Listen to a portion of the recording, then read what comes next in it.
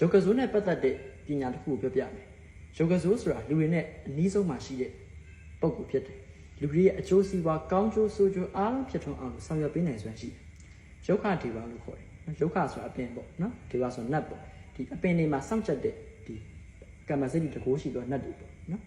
အဲ့တော့သူတို့နဲ့ဆက်ဆက်ပြီးတော့အကူအညီတောင်းလို့ရတဲ့ပညာရပ်တစ်ခုရှိပါတယ်နော်ကုန်းရွက်တစ်ရွက်လိုပါတယ်အညာပါမယ်ကုန်းရွက်မှာအချောဘက်နဲ့အကျန်းဘက်နှစ်ဘက်ရှိတယ်ပကံများတဲ့ပြားမှာကုန်းရွက်အကျန်းဘက်ကိုအဲ့လိုမှောက်လိုက်အညာလေးကတည်းကတော့ထွက်နေပြီနော်ဒီမှာဒါအချောပေါ့ကြားလားအဲ့တော့အဲ့ဒီအချောမှာအစီရင်လောက်ကထုံးကိုလက်မလေးနဲ့ယူခုနကကုန်းရွက်အချောမှာ6ချက်တူအောင်တစ်ချက်နှစ်ချက်3ချက်4ချက်5ချက်6ချက်9ချက်10ချက်9ချက်ပတ်ပတ်လေအဲ့လေပတ်ပတ်လေ6ချက်တူပြီဆိုတာလေထက်ညက်ခဲ6လုံးလို့6ခဲလို့ထက်ညက်ခဲ6ခဲလို့ခုနကကွန်းရဲ့အချောပေါ်မှာလက်မနဲ့တူထားတဲ့ထုံး6ချက်ပေါ်မှာထက်ညက်ခဲ6ခဲကိုတင်ရမှာ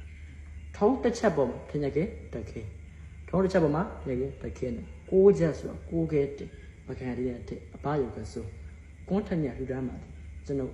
ဘာဖြစ်အောင်ပြင်နေတာဘာဖြစ်ရင်ဘလို့ပြပါမယ်ခတိကဝတ်ပြီးတော့နောက်ပြန်လှည့်ကြည့်ညက်တာပို့ပြီးတော့အမျှဝင်ပြီးတော့ပြန်ခဲ့မဖြစ်ဘူးဆိုကြိုက်တယ်လို့ပြော